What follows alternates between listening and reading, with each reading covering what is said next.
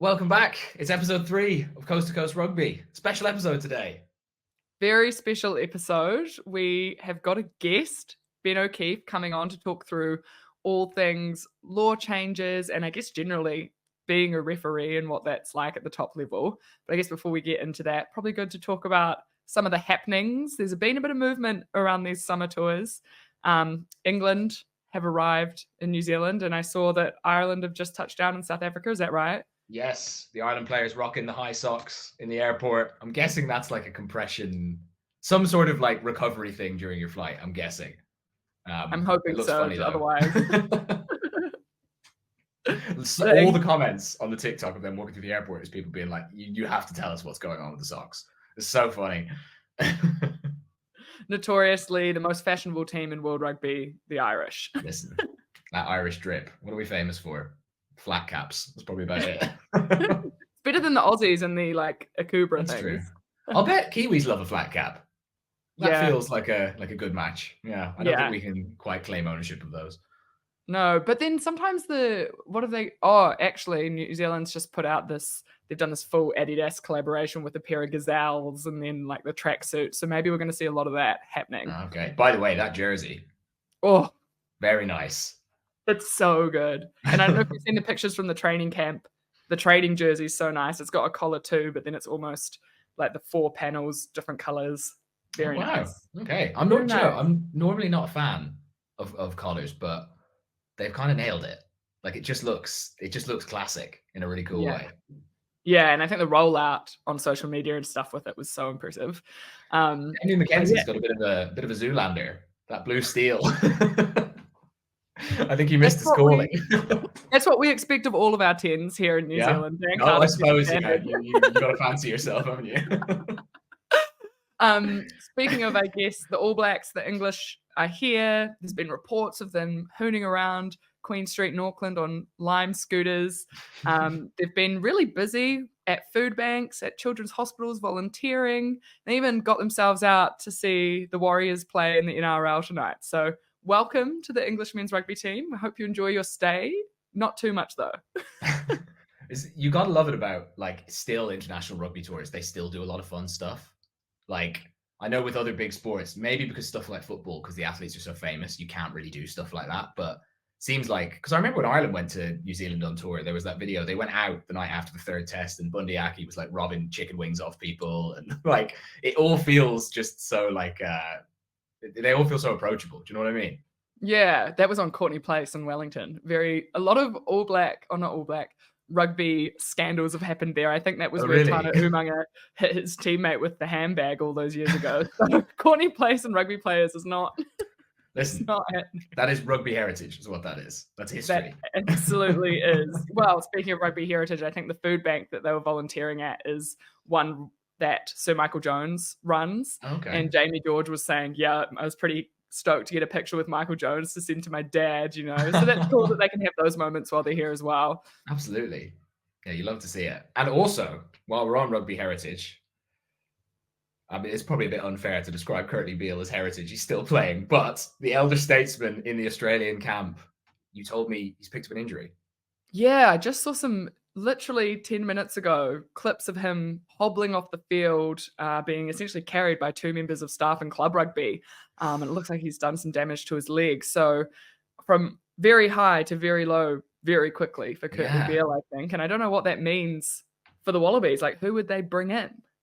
Yeah, it's a good question. And as you pointed out, we were talking before we started recording, there seems to be quite a lot of confusion going on because Nwankani Tuase, who we all thought was off to the NRL, is now going to go and play sevens. He would be someone you would probably have really tried hard to tempt back, right? I wonder if him going and playing sevens makes that easier or more difficult. Yeah. Although I suppose now we're firmly in, he'd want to be in the camp, wouldn't he, ahead of the Olympics? It's probably too late to try and pull him back. Yeah, it's a month to go now, I think. So God, yeah. Wild. No, Who do you think replaces Beal? I have no idea. I really don't. Carter Gordon potentially could have come into 10. Ben Donaldson could have shifted back into more of that fullback role, perhaps, but I don't see that happening. It seems like there's been a pretty firm line in the sand. So I'll be very interested to see who they bring in. Tom Wright who's in the squad, has been in really good form. So maybe they'll be okay. But like you say, I wonder if they don't go for a veteran, but in a different position. Because like you say, I don't think it's a cover issue. Like I think they have enough players, but I think what they'll miss is a guy who's been there and done it all before.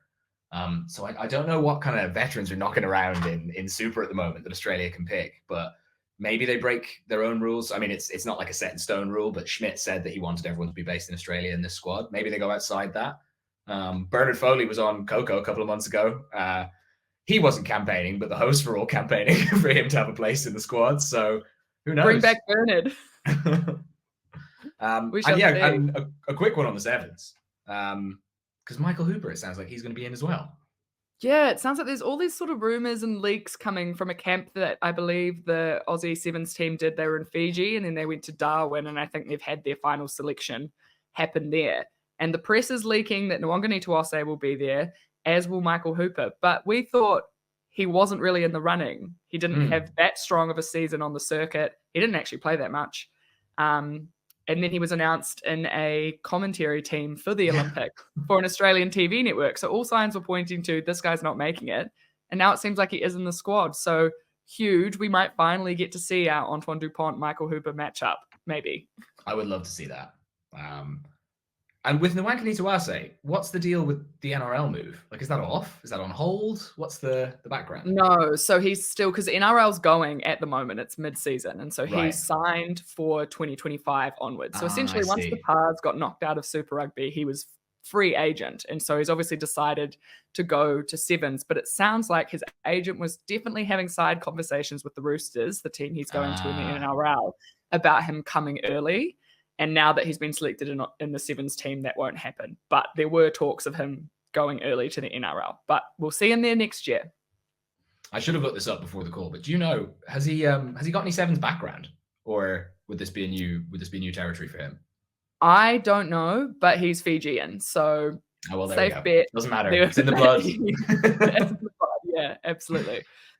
So a little bit of Northern Hemisphere news. We had the top 14 final last night, and it was memorable. Wasn't a great game, but it was memorable. Did you see the score? I did see the score. Shockingly quite similar to what we experienced here with the Super Rugby final, but bigger. Yeah, much worse. People said like the Chiefs didn't turn up in Super Rugby. Well, Bordeaux really didn't turn up last night. They were only in the game for Toulouse had their fourth try in the 23rd minute. So they were hardly in the game. Like, it was over so early. But champagne stuff from Toulouse. Like DuPont and Entomac together, it really, sometimes it feels like it goes a bit beyond rugby and into a bit of an art form, like when you're watching the very, very best kind of combinations. But I don't know how much of it was like Bordeaux were off it. Like they scored, I think it was the 9th try or the 8th try went over, and the camera caught Damien Penaud in a close-up, and he was just laughing. You could tell he was just, I'm done. Like, I just want to go home. I would have said, get me off the field by that point. There's no point. Yeah. There's no point. Yeah. Oh, it's disappointing in a final, isn't it? Particularly when people are talking up, it's the best league. But maybe when you've played 30 rounds of rugby, you're just like, you know what? I'm tired. Yeah. And I think as well, like Bordeaux, when they fire, are amazing, but they don't have nearly as deep of a squad as Toulouse do. So I definitely think they're not as built to take the attrition of a season as Toulouse are. And Toulouse are just on a high, right? They won in Europe. They know they're the best team. Like, you can just, they feel it. And Bordeaux, they rely on, like, Luku hasn't been as good this year since probably before Christmas. Jalabert wasn't particularly good. He's quite flaky. But yeah, I was sad for them because it was a massacre.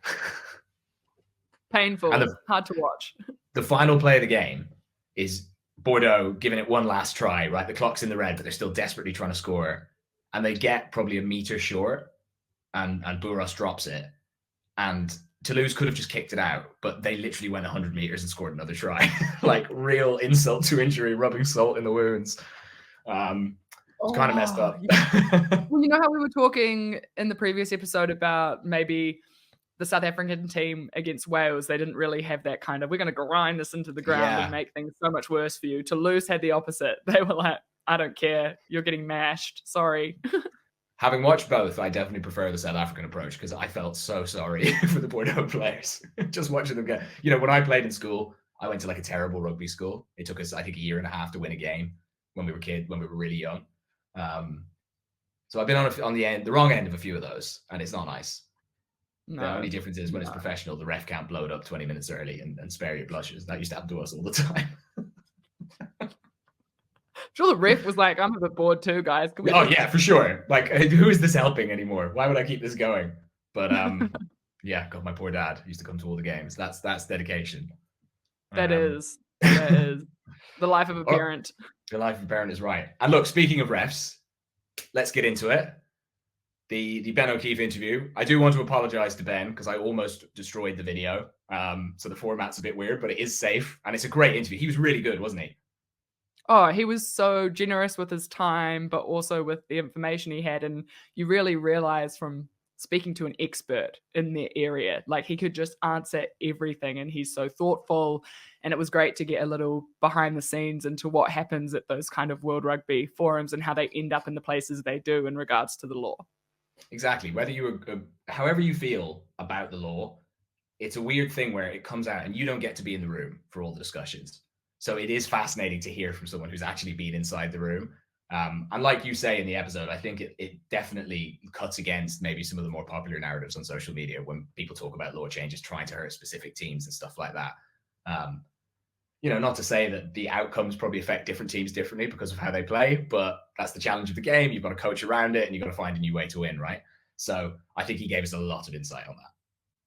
Absolutely. So roll the tape. All right, guys, welcome back to another episode of Coast to Coast Rugby. We are talking about all things happening in these summer tours, some big test matches coming up. And we thought, you know what? We need an expert's kind of input. There are some law changes upcoming for these series that we think we need a bit of help interpreting, understanding, and I guess communicating to you as an audience. So in comes our expert, none other than Ben O'Keefe. It was very funny. I said to Andy, I reckon we can get Ben O'Keefe to do it. And he was like, really? And I was like, yeah, I'll just ask him. And he said, yeah, I'll do it. So we're very grateful, Ben. Welcome. Thank you. Thank you very much.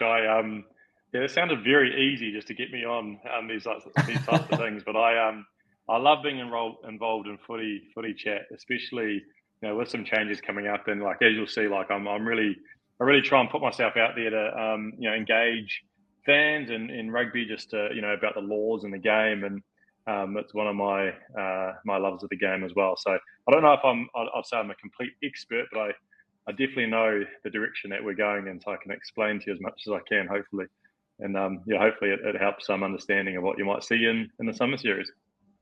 Absolutely. So maybe starting off, I guess a lot of these the law changes have kind of come from what's called the Shape the Game kind of forum, which happened earlier this year, didn't it? Are you able to maybe outline a little bit of what goes on at that sort of meeting, who's involved, what kind of the outcomes are? Yeah, so the Shape of the Game meeting, I reckon, is one of the most important meetings that happen almost every year. They happen at the start of the year and the end of the year, and what they go over is where is the game at? What are the positives?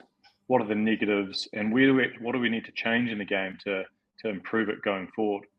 And I think the one that we had at the start of this season, which I was up at in London, was really, really important because we've just started a whole new World Cup cycle. So we've got another 4 years to try and get our pinnacle event in a position where it is the best event in the world. People watch it, fans love it, players love playing it, coaches love being part of it, and obviously referees, it's easy for them to be able to adjudicate. So that's the goal, and 4 years goes pretty quickly. Now, with anything in terms of law change, because it's such a global sport, rugby, there are multiple international unions that are involved. It takes time to change laws, and you actually have to go through law labs, closed law trials in certain competitions before it can come into like an international event like we're going to be seeing in the summer series, which I think is a good thing, because it means that if anything's brought into the international game at a World Rugby level, it's gone through the tests and the procedures at other levels and other competitions to see what the unintended consequences were of changing a law. Because when you change one thing, it has ripple effects and leads to other changes in the game, because coaches are really smart, players are really smart, they're always sort of pushing the boundaries for us as referees. So this is why this is really important, because we've got 4 years to lead into it. And I guess at this meeting, which involves all the key stakeholders in the game, we've had feedback from fans. We've got some of the top international coaches, CEOs, competition managers, players and referees, and the players' associations, all in this 3-day meeting. And so we get together and we look at the feedback from all the surveys that have been done around what needs to change in the game. And so we talk about things around the tackle, the scrum, foul play that's been talked about over many years. And then we try and pinpoint over sort of 3 days in working groups, okay, what are the big things that we need to do to change? The biggest focus that came out of where the game needed to go was trying to engage the fans more, make the game more of a spectacle, obviously make it safer for players, which we've been doing over the last few years, but also increasing the speed of the game, which I think is linked into that spectacle as well. So, those things were a real big key for to come out of that shape of the game meeting. How can we do that? Because the biggest thing around rugby is that we're all probably very biased. We love rugby union. I say rugby union because there's a lot of other sports out there that are competing for spectators, for people's dollars, for viewership. And so we're competing against football, rugby league, AFL, all these different types of sports in the world. So we need to try and make sure that our game's moving forward and it's exciting for people to watch. And that's a big part of it. And that's I think a thing that came out is that the game wasn't growing in a direction or a space or a speed where we could keep up with potentially other sports. So we need to try and do that. And I think that's where a lot of these changes are coming out of, is to try and keep the game moving, exciting, fan-based, fan-centric, so that people still love the game in 10 to 20 years. And also people love the game, not just in the markets that it's really big now. So in the UK, France, New Zealand, Australia, South Africa, but these new markets like America, so that's where we see a real big space for us to direct towards, especially with the World Cup being there after the next one in Australia. We need to try and make sure that people in that market are loving the game too. That was a great answer. It really was. Careful, I do yarn, so just you got to stop me. We're going to redirect me when I'm just waffling, but yeah, that was pretty much what it was about. That was great. Andy, do you want to do the next one? Yeah, sure. So what should we be looking out for in the summer tests? What kind of changes can we see, do you think, on the pitch? Well, I think the game's at a pretty good space at the moment. I think we saw at the World Cup, we had an amazing World Cup. The game's moved in a direction where we've been really focusing on player safety over the last few years, and we've got it into a space where potentially a number of years ago we went too far one way. Too many red cards, too many yellow cards, too many TMO stoppages, too many penalties that slowed the game down. Where now I think we've got the good balance of we're allowing the game to flow, but we're also making sure that players are safe through good technique and proper sanctions if players get it wrong deliberately or are reckless. 3 laws that we're going to be seeing though that are going to be on top of that, which I believe have been brought in to obviously continue the player safety, but also to speed the game up around the Croc Roll, which I guess we'll go into. But there's 3. So one's the Croc Roll. The second is you can't be put onside from a kick from a player that catches the ball. We used to be able to do that if they ran 5 meters past or kicked the ball. Basically now you've got to be put onside by your own teammate, which stops that sort of kick tennis. And the third thing is that you can't take a scrum option from a free kick, which I know is been talked about a lot and caused a lot of controversy around the meaning behind it. But the actual meaning behind it and the reasons that they did it were very different to what people in the public have been saying, which I think we can touch on as well. Absolutely. Well, maybe then should we start with potentially the least controversial, which is the Croc Roll, I imagine. And we saw some discussion around that kind of in some of the World Cup games, I know in the final. So I wonder, what was kind of, in terms of putting player safety, why is that so high up the list, eliminating Croc Rolls? So with the Croc Roll, we've been focusing so much on head contact, and obviously head contact can lead to concussion, very serious long-term effects for players, which I think is still a focus at World Rugby, which is a good thing. The other long-term injury that doesn't happen often in a game, but when it does happen, it can be quite horrific for a player, is when the weight of the player's body is lowered onto a lower limb. So either an ankle, a knee, a lower leg. And in these situations, we see, a spectrum from, an injury a soft tissue injury that only takes a few weeks to heal, all the way through to like a career-ending injury where you have, cruciate ligament damage, bone fractures. So quite a long spectrum, a wide spectrum of significant injuries that can occur through a technique where a player comes to clean out a jackler normally who's over a bull. They wrap themselves over the player's body, lower their weight onto their body, and then twist or pull them to the side to be able to remove that jackal from getting on the bull. Now, often this occurs because the arriver, the cleaner, is late. Okay, so the jackal has actually won the bull; they should win the penalty. So it's almost a desperate move to try and remove that jackler off the bull. Now, you're allowed to pull a player towards you. You're allowed to pull them off their feet, but if it goes towards their lower limb, that's called a croc roll. So any weight on top of the body, rolling or twisting that player close to a limb. What we'll see in the summer series is if that action happens, and then that player who pulls that jackler towards the ground, if they land near the limb, it's going to be sanctioned of a minimum penalty. If they fall onto the limb and then cause any type of injury at all, it's going to be between a yellow card and a red card. So we've been encouraging as referees, we've been talking about this already as a World Rugby group, so the referees are involved in those test matches. We're going to try and get as many of those decisions live as possible. So what I think you'll see, kind of like a neck roll, is that when a player comes in and does that move, and if they fall close to the limb of the player that's jackling, we'll give a penalty for that. If we then see that the player is injured, or actually the TMO sees that the player is dropped onto the limb of the player, then that's when the TMO may come in and we may review it. So similar to, I think, a few years ago when we did bring in this law around you can't remove a player by pulling their neck, so the neck rolls that we see. I believe this will be one where we'll see a bit in the early games of the summer series, and then potentially and hopefully by Rugby Championship by November at the end of the year, it'll just be coached out of the game. Because I think, teams will get on board and they'll stop coaching that as a technique to remove someone. What they'll say is, look, okay, we can't roll a player to the side close to the limb. What we can do is we can pull them to ground, we can pull them backwards, we can hook under their shoulder, we can drive them through, and they'll start doing that. So I think it's a really big one. It's a really good one for players. I think that, it's one reason when I watch games, and that's why I referee, because I would never jackal for the ball because, it's just so scary, like getting hit in the back of the head, the neck, being cleaned up by these, big players. But, the risk of actually, a dynamic action where players roll onto your limb can cause a pretty bad injury. So I think it's a really good one for player safety that's going to be brought in the summer series. I think it's super interesting to hear about, because I guess the discourse around player safety from fans has centered so much on that head contact. And so the acknowledgement from World Rugby that actually player safety is about many elements of the game. And so the rules need to reflect that. So I think that's super interesting.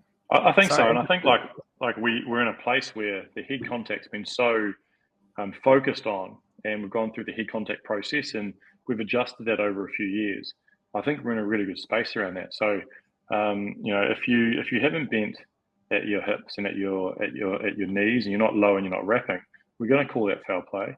And then I think everyone now understands the process that people can understand when we give the yellow card and the red card now. So this will take a little bit of teething. There'll be a few occasions where the ball will be passed because it's an attacking penalty. The balls will be passed out, but then the referee will come back for a penalty against the attack. So it always stops that momentum in the game. But I think it's really good because we'll see less and less, and not because we're not ruling on it anymore, but I think because it'll just be coached of the game and players will stop doing it. Specialist jacklers would be licking their lips, I would imagine, at these games, thinking that there might be more opportunities for them. Well, I think so. And I mean, that's one of the beauties of rugby is that, we have a really good contestable game where you can get great turnovers. And, I think, anyone with in the back of their mind, they know that, okay, I'm going to be safe if I show good technique here. I think that's a really good thing for rugby. And, I mean, we're talking about at all levels as well, because whatever we see at the top level, people do that down into the community grades too. So I think if we get rid of that action, that technique of twisting that player out and onto a limb, I think that's great for everyone. Yeah, it was pretty uncontroversial. Like, definitely seemed to be well received by everybody. And the same can be said for the kicking law change as well. Probably worth just running through that one quickly, just so again we can demystify it. Yeah, so so I talked about it, if we were going to bring anything into World Rugby, it has to be trialled. And, what we did is we trialled this in Super Rugby over the last 2 seasons, where it's basically trying to stop that kick tennis, where it brings in the law around loitering. So, we would have a player do a deep kick with their own teammates in front of them. And as long as they were outside the 10 metres, if you're inside 10 metres, you've got to retire. But as long as you're outside 10 metres, if you're in front of your own teammate, you can just stand there with your hands up, and basically you can loiter, even though loitering was a rule. We never sort of ruled on it. And what it meant is that as soon as the opposition caught the ball, the opposition, they were able to actually put that player onside by either passing, running 5 metres, kicking the ball, or intentionally touching the ball. Now, a few years ago, some smart players and some smart teams started using that to their advantage, where normally what teams would do is they just retired back. But what happened over the last few years is they actually stopped, knowing the law, waited for them to run 5 metres and then chased up. So what it did is it closed down the space, and it meant that players would have to pretty much immediately kick again because there was no counter-attacking opportunity. What we trialled in Super Rugby was that basically took out that law where the person that caught the ball could put a player that was in front of the kicker onside. So it was taken really well down here in the Southern Hemisphere. What it meant is that players outside the 10 metres, they basically started retiring anyway. They gave the ball carrier or the catcher an option to either kick back down, so do that tactical kick, but also run. And I think, we saw in Super Rugby this year in the Southern Hemisphere, we saw, some really good counter-attacking plays where players, scored really good tries, from within their 22 because they were able to, with space, be able to run after the kick. So what the laws move to is bringing that into at World Rugby level. So the only way that you can get put onside by a team catching a ball is if you intentionally touch the ball, which means you go to catch it but you drop it. You stop it with your foot, so that's intentionally touching it, or if you kick the ball. So that whole passing the ball, running 5 metres is out now. So that's really, really positive. It means we get more attacking rugby. And so what we'll see is that players, when they are in front of their teammate that's kicked the ball, they can't loiter. So what they've got to do is they've got to start moving backwards towards one of their own teammates or the kicker who's onside. Now, the interesting thing is that what will happen then if a player that kicks the ball gets immediately tackled? They're going to have to make sure that players, there's a teammate by that kicker, so that if that player does get tackled, that teammate can then put everyone onside. Okay, but if that teammate's not there, then they're in trouble. So they're going to have to send someone back to where that player was tackled. So it's going to bring in some more tactics. What it will mean is that there will have to be at least 2 players back to take a kick, which means there's going to be less than defensive line. So again, opening up that opportunity to counter-attack.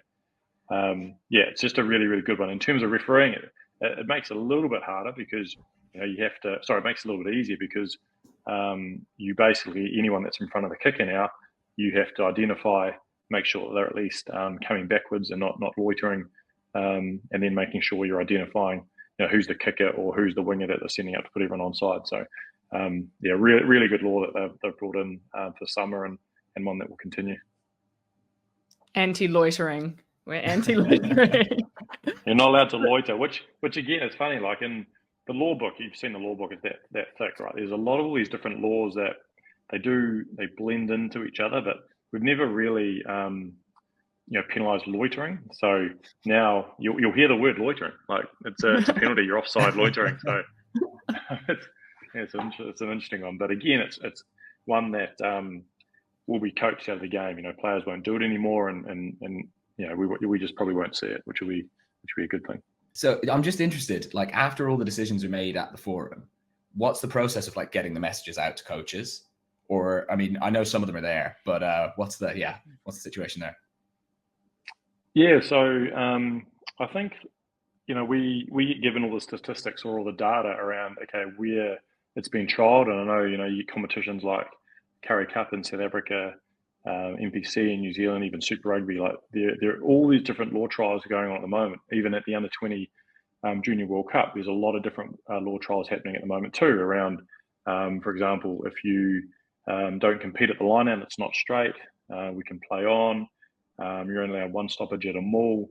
So all of these things are coming a big trial, and they'll be presented to these working groups around if they worked or not, and whether there'll be a vote basically at the executive council whether they should bring them in.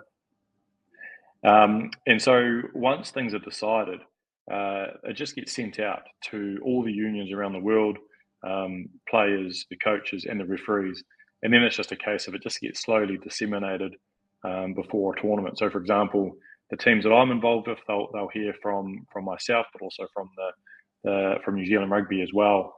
Both teams or any team that's involved in the summer series will have their coaches that are in touch with the head of referees as well, so that'll be shared out too. So it just sort of gets disseminated out there, but also through social media.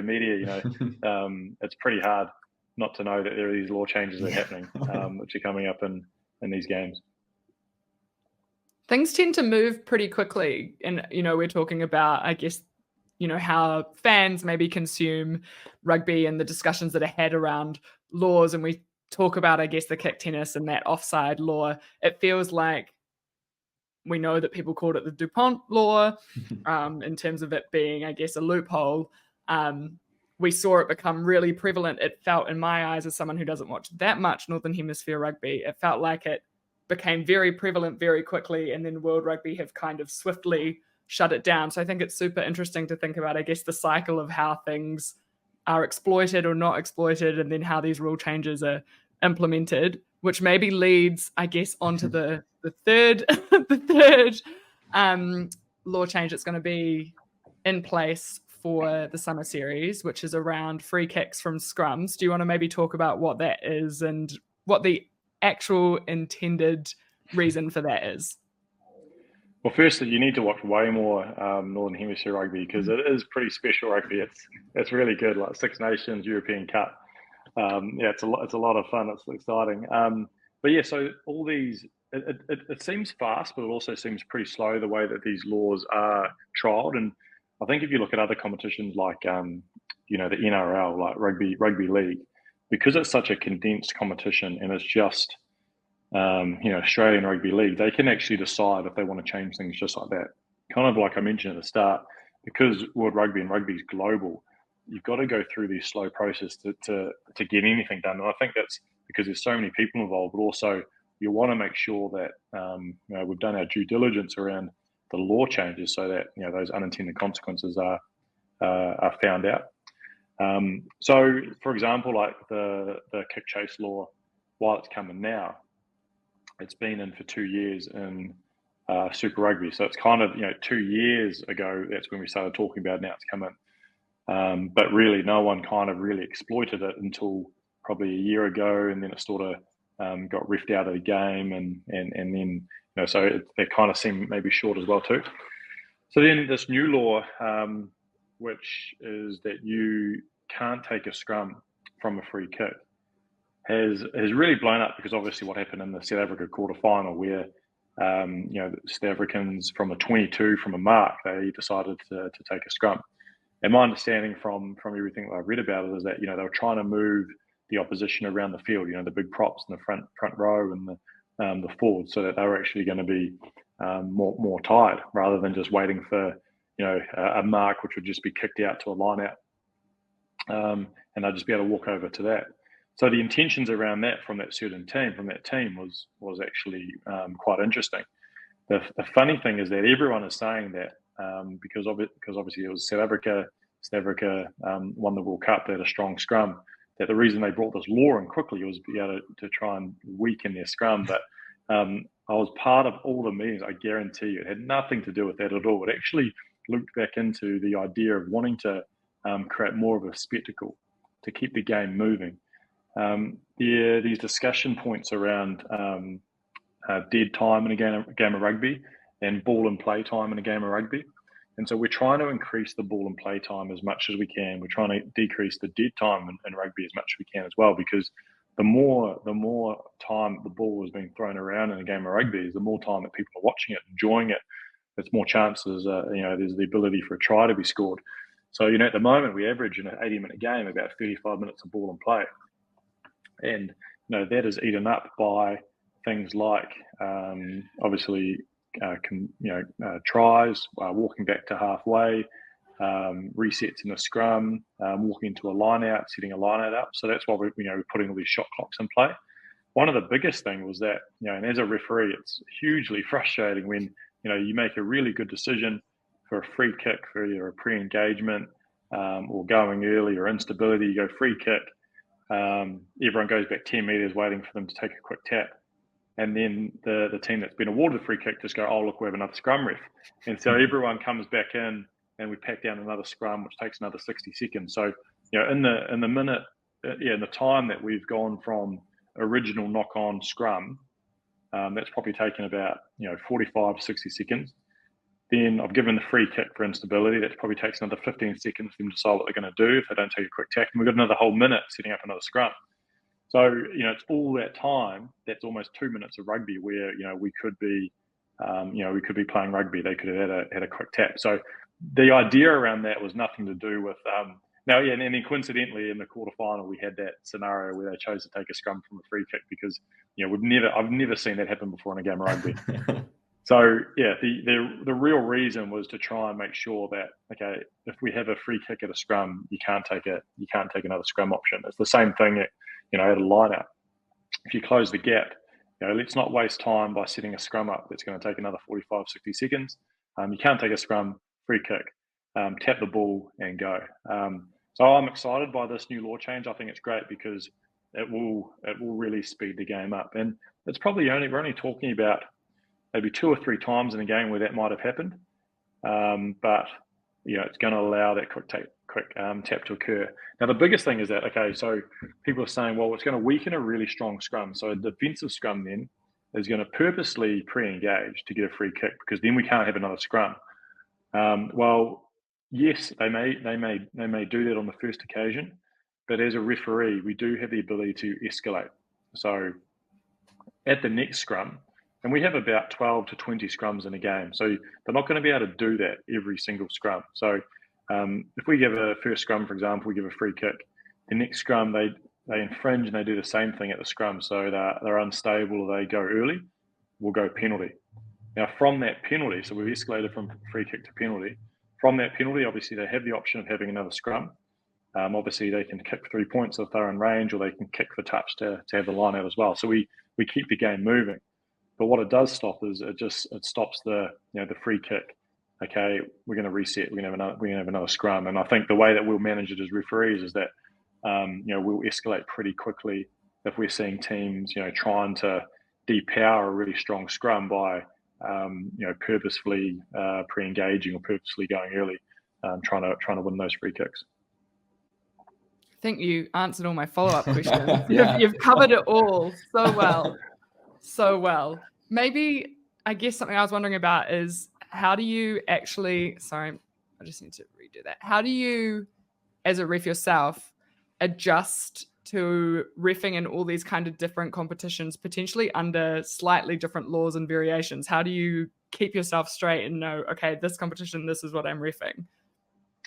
It's difficult because you're right, like there's changes that are really good for the game, but they, when you're refereeing at the top level, I'll referee between, 4 or 5 different competitions this year.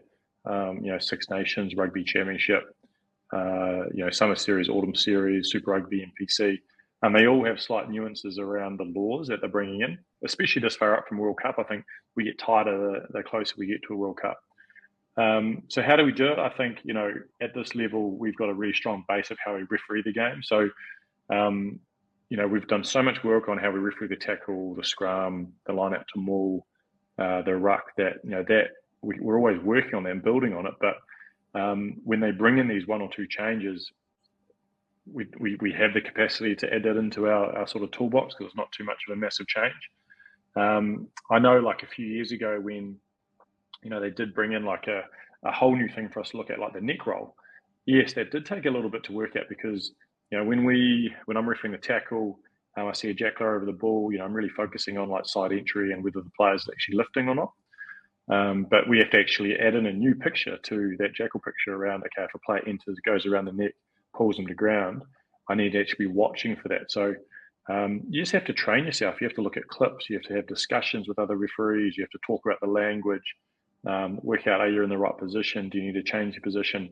And then ultimately, you just got to go on the field and just try it. And there's always, it's like anything new, there's always sort of growing pains around getting it right. And I think in the summer series, like we won't get all of the croc rolls, but certainly we'll get better and better as we discuss it and negotiate it more with our other refereeing colleagues around how we do it. So, and yeah, it is difficult, but I mean, we just try our best to make sure we're really clear around, okay, what is it that we're looking for, and how are we actually gonna do it on the field. So just take some time, but that's why we love refereeing at this level, because you sort of challenge like that a lot.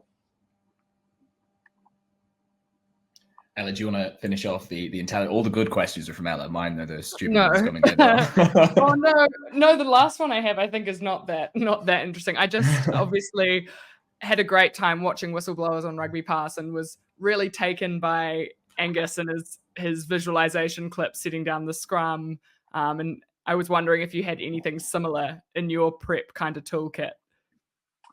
Yeah, I mean, we all do a lot of things very similar. We also do a lot of things where we've grown up ourselves, and it's just something that we do by habit too. So I do a lot of similar things to Angus, more around my positioning. So on a Wednesday, I'll go down to the field, I'll put cones down, and I just practice my my positioning. So we call it flat attack, jockey, and D-line positioning, and just my movements going from ruck to tackle, ruck to tackle.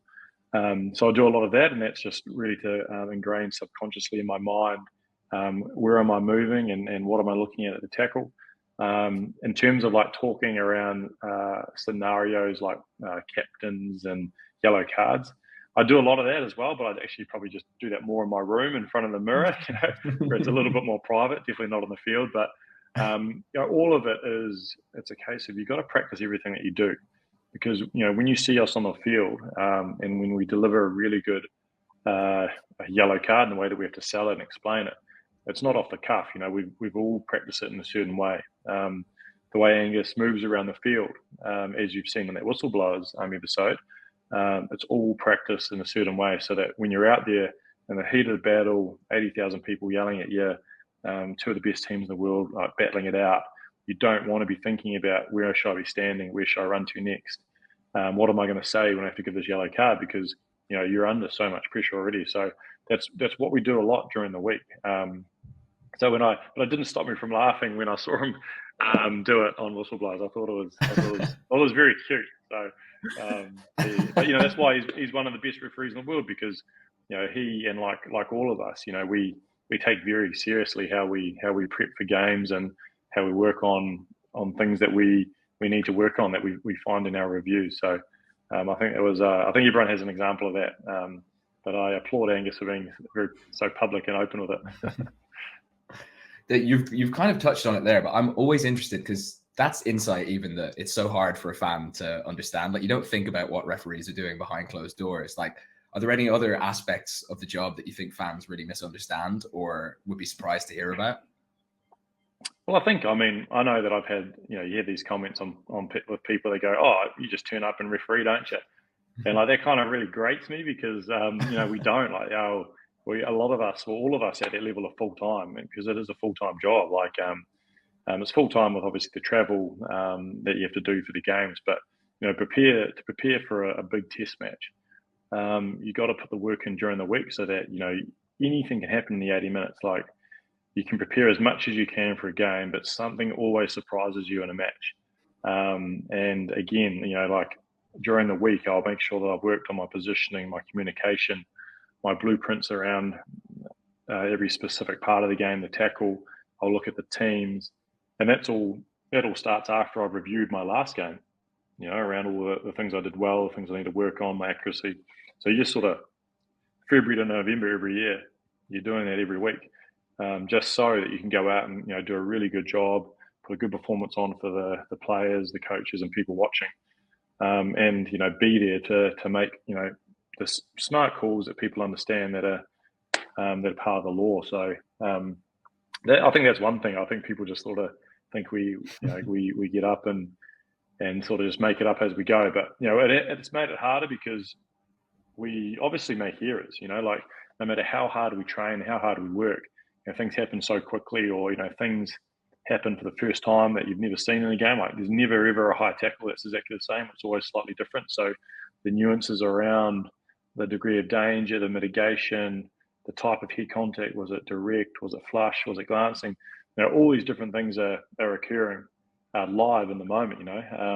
Slow motion replays, reviews after the game that people get to watch. We don't get that luxury, but we do train hard and work hard in the week so that we can make those decisions pretty quickly in a match. How many games of rugby are you watching in a given week, including, I guess, like reviewing your own games? Well, like when I'm watching a game that I've refereed, it probably takes about 4 or 5 hours to go through it. So you watch it in detail, pausing, review, like rewinding, going back and forth, clipping it, coding it around good decision, what the decision was. Maybe you got a question mark around it, so you send it to your coach. So you're watching that in detail a lot, and then obviously going through, why was I bumped, or what could I have done better in this situation? Why did I get stuck in goal? I needed to get, all these like questions that you're asking yourself, because it's an opportunity to learn. We always see that, like you're performing, but it's an opportunity to learn for the next game. And then obviously, then during the week, I'll probably prepare and I'll watch 2 games. So if I'm referring England versus France coming up, I'll then probably watch England versus France from the weekend before. So that's 2 games. But then I'll probably, if I'm in a Six Nations window, I'll probably get clipped all the scrums and all the lineouts from the 2 teams that I'm referring. So I'll look at all that during the week. And really, all of it is around just picking up trends that teams do. It's never really looking at details of certain players, because, a player, if I'm looking at a certain player from the week before, well, they played against a different opposition. So, they're going to do something different this weekend potentially. And knowing that in New Zealand, we work with Super Rugby teams, so I'm aligned with one. You understand that, their game plans do change week by week, and, the way their scrummage can change as well. So a lot of it is around just making sure that, okay, am I out of the way of these certain moves they do? Am I going to get surprised by anything that they do? And then, so that's 3 games plus the set piece per week. And then maybe there'll be another game on TV that I'll want to watch as well. Like, the team that I'm aligned with, the Hurricanes, or if the All Blacks are playing, or, there'll be another big test match. I'll generally watch that too. So, a lot of rugby. There's a lot of rugby, but again, it's an opportunity to see other games, other referees perform, and obviously we'll have meetings as referees too, and go through all the big decisions from the weekend. What we'd do differently, how we'd manage it differently if we would, or so you're constantly seeing pictures as referees during the week. So yeah, it's a lot of rugby. It's a lot. It sounds like it. Is it easier reffing players that because obviously you're reffing in Super, you're reffing a lot of the same players over and over again, and you must build up kind of a bit of a rapport and a relationship with some of them. Is it easier reffing those players that you know really well? Is there a difference? I think I don't know. Like, it's sort of, them a lot. They obviously know you a lot as well, and then I think it's an interesting one, eh? Like, I think potentially sometimes when you know players or they know you a little bit more, it kind of opens a door a little bit, which I think is really good, because I want to be able to work with captains, I want to be able to work with the players, but sometimes players might take that too far, and it means that they feel like they can talk or yell at you a little bit more. Not really so much at the professional level, but I don't know. I think it's when we referee, we referee what's in front of us. So it doesn't really matter who it is or what jersey color they're wearing. You're just refereeing blue versus yellow, and that's you just deciding on pictures that are in front of you. Did that player not roll? Has he affected the line's delivery to the first 5? So yeah, I'm not too sure. I think players, when you refereed them before, maybe there's more trust there, and they might just be able to get on with the game, and they just know, okay, cool, like he's going to do a good job, and I can just worry about my job. And maybe when they lose that trust, that's when they sort of start thinking, okay, geez, I might need to be, doing a little bit more for my team, or as a captain, maybe I need to work a little bit more to try and win over the referee or build that relationship. So, yeah, I'm not too sure. I don't think it's anything that we think of as referees, but yeah, you do get familiar with a lot of players, and sometimes like you end up just calling them by their first name rather than their number, because you know them, you kind of know them so well too. So I remember I did a Springbok versus Wallaby test match a few years ago, and there's a big all-in brawl, and I ended up I just didn't know like what position they were playing, but I knew them all by their sort of first names because Super Rugby then I was refereing South Africans and Australians, and you sort of knew them by faces, and you could recognise their fists. So I was just calling them by their names rather than their numbers. I think something Andy wanted to know, which maybe, because we've talked a little bit about, I guess, your relationship with other referees. Is there like a big group chat of all the international kind of test level referees? Seems like you're all buddies. Yeah, no, we're all really close. I think one of the main thing is that you get to the top level obviously because you're a good referee, but also I think because you're a good person, you end up traveling by yourself or with another referee or maybe two other referees for 2 to 3 weeks at a time, and places like Argentina, you go up to Europe. So you do spend a lot of time with these people and close to them. It's not a team environment where there's 30 plus people sort of in a bus mingling about. You might have your sort of small groups that you sort of hang out with. Like you're with one other person or another person for the 3 week tour, and you go through the highs and the lows of that test match, the review, the lows of being away from family, what's going on at home. You're with them when that happens. So, and really, the international referees are probably the only other group of referees or people that actually understand what you're going through outside your close family. So you do create a really big bond. I know at the World Cup we were extremely close. And we do have WhatsApp groups, Instagram groups, and everyone's sort of catching up, and it's mainly split between who golfs and who doesn't golf. So we've got like a golfers group of referees, and we're always sending each other memes and stories and stuff. But the wider group's really, really tight. And I think there's a lot of respect there as well between us all. Like no matter how many, you could have a referee who's done 50 plus test matches to someone that's just started. I think we all sort of feel pretty comfortable that we can have our say, and we're all on the same level, which I think is quite nice. And just talking about that, like, I mean, I'm always interested in how you view it, because like players are like, oh, I want to play on the biggest stage, I want to be involved in the biggest games. I always can. I can be. What's the goal? Like, what are you looking at ahead? Yeah, it's like I think So people ask me like, oh, do you prefer being the assistant referee or the referee? And my answer is the same every time. Like, I really enjoy supporting my teammate who's in the middle. I want to do the best job that I can to make sure that they go really well, because I think, gone are the times where you're trying to beat someone to be able to take the position. I want there to be no media about refereeing anywhere in the world every weekend, because it means that if no one's talking about the referee in Australia or in France, it means they're not talking about me in New Zealand. Like we're such a small group like that. So that's my goal. And then, I love being challenged by the biggest games in the world. And, I did a quarterfinal and a semi-final at the Rugby World Cup last year. I've done a Lions series, I've done finals in Super Rugby, but not even playoff games.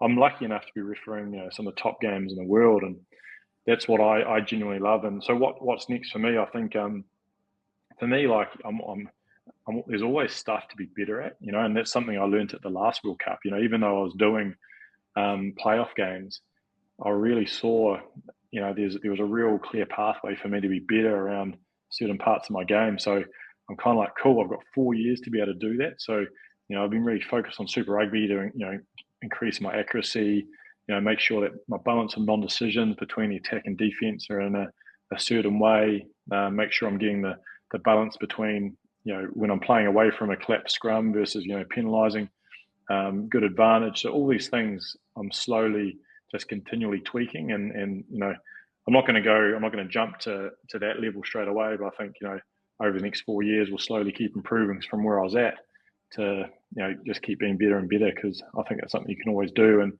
And with that, if more finals come, they come. But if they don't, as long as I can sort of focus on what I've been improving on, I'll be pretty happy to be involved in whatever game. And were those playoff games? Because for a lot of fans, we've talked about like how particularly maybe some of those quarterfinals, but all the playoff games were like a different level of intensity. Like it felt like they'd taken it to a new level. Did you feel that as a referee? Like, did you feel this is the most intense thing I've ever seen, or?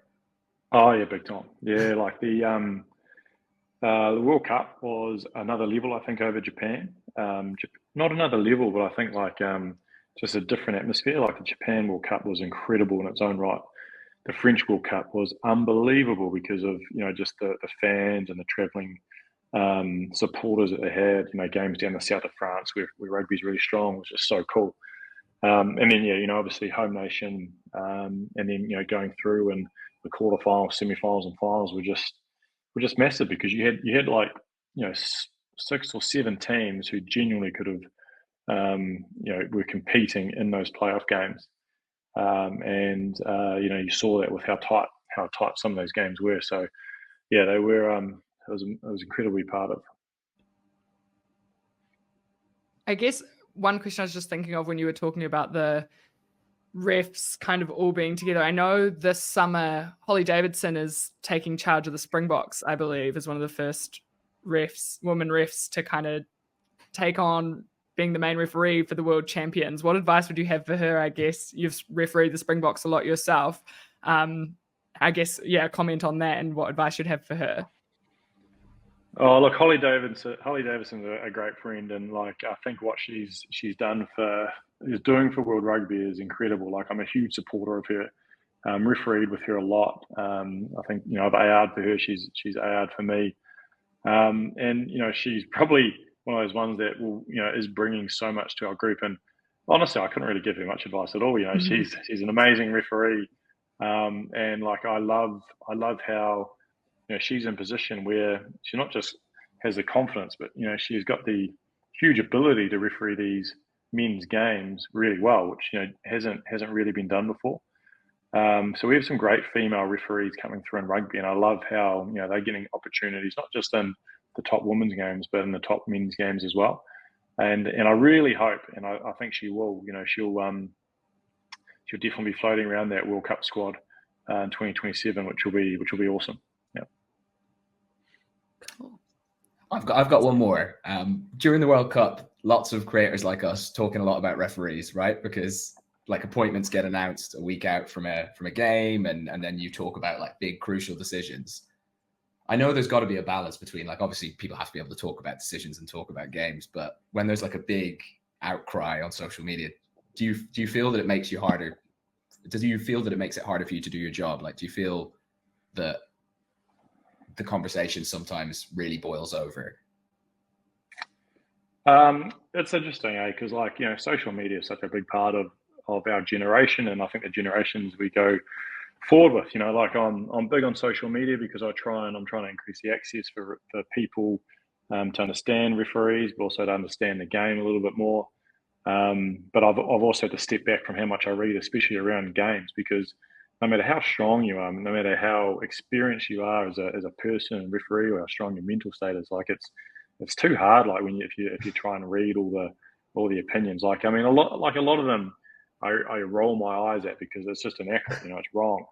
But then again, it's still difficult when you read just constant stuff around a referee. Your pictures in the media, your headlines, your names out there around decisions you made, or errors that you made in games as well. So it's very hard. It's the hardest part of the game, but it's part of the game that we just got to accept is there. And as long as you have really good support around you, so either through official channels like online, or through your union that you're with, or through family and friends and those support networks, if you could do that, then it makes it a lot easier. Because I don't think we can't really complain about it, because it's not going to go away. We love people talking about the game of rugby. It's tough sometimes the amount that it goes, but I wouldn't say that it's would affect the way that I referee at all, because you're locked out of it before the game. Like you don't touch it at all, and even after the game you don't really read any of the detail that people say out there. You sort of trust your own review. You trust the support people that you have around you, around what they think about the game, and then you move on. Because if you did take on board everything everyone said, you'd stop refereeing pretty quickly. Like you get so over it, because there's nothing ever really nice to talk to about how referees perform. But I know that referees have done amazing games and still been criticised. I know that I've done really good jobs and games I've done and still been criticised. So it's kind of just out there. It just happens. That's a very Kiwi attitude. I love that. Yeah. It happened. Yeah, it happens. All right. Is that everything? I think. Oh, just one more. What do you think you'd be doing if you weren't a ref? I find that kind of answer a little bit easier for me, because I'm a doctor in my background, so I know that I'd probably be doing that. I'd be doing surgeries or doing clinics during the week, and then rushing to a pub somewhere to watch a game of rugby. So I love how I've been able to sort of combine a little bit of that. Like I still try and do some clinics when I can during the week, because I think it's really good to have that balance away from rugby and refereeing, and it sort of puts things in perspective for me. But I know that if I wasn't sort of had the opportunity or the fortune to be where I am refereeing, I think I'd be stuck in a hospital somewhere, enjoying late nights and early mornings, and not being able to probably get out for too many runs. But that'd be my life, which wouldn't be sounding too bad. Just talk about two high pressure careers. Well, yeah, and that's probably early when I started, I think they really complemented each other. They really helped me probably be the referee that I am now. So like when I was feeling a little bit guilty about not sort of using my medical degree that much, I put it back into perspective around, the reason I can referee as well as I can, is because of the experiences I've had, like in med school and in the hospital and in ED, and working under pressure and having to deliver bad news, and being in surgery, and having to really think on your feet and your toes and all that kind of stuff. So that kind of makes me appreciate more what I do, especially in rugby now, but also I definitely try and do as much as I can when I'm home. So there it is. Andy and I try our hand at a bit of interviewing, and I think Ben was a great guest to have. Super appreciative of his time. He was actually in camp with the All Blacks that day, so we were very lucky to be able to speak with him. What was kind of your one big takeaway, or what did you enjoy hearing? Honestly, when we got to find out a bit more about him as a person, because his expertise on the rule changes and stuff is great. It helps give you a bit more understanding of how they came about. But I think it's so easy. You think when you're watching a sport, like a match, the referee is just the ref. Like, because you get so involved in the game, you don't often think about it being a person who has to make really quick decisions and all that kind of stuff. And, hearing him talk about his background and how that's helped him kind of deal with pressure situations and stuff like that, and hearing him be so stoic about it, I thought was really interesting. Yeah, I thought the thing about him that I found most impressive was his ability to explain really complex things in such layman's terms. And that's obviously a skill that you have to be a top referee at the top level. But to have it in front of us happening, you really realized that was a terrible way of phrasing that sentence. Having it happen in front of us, you could see that he really is so deserving of his place, because he can take these complex situations and scenarios and laws and make them seem so simple, and you're like, of course that's what's happening. So yeah, thanks again to Ben O'Keefe. Super grateful. What a great guest. And that's that for episode 3. Yeah, so we will be back again. I mean, the games happen next week, so hopefully we'll be back again before the games, talk about lineups and all that kind of stuff. Obviously, we are navigating a time difference, which does make it a little bit more difficult, but we will get it to you as soon as we can.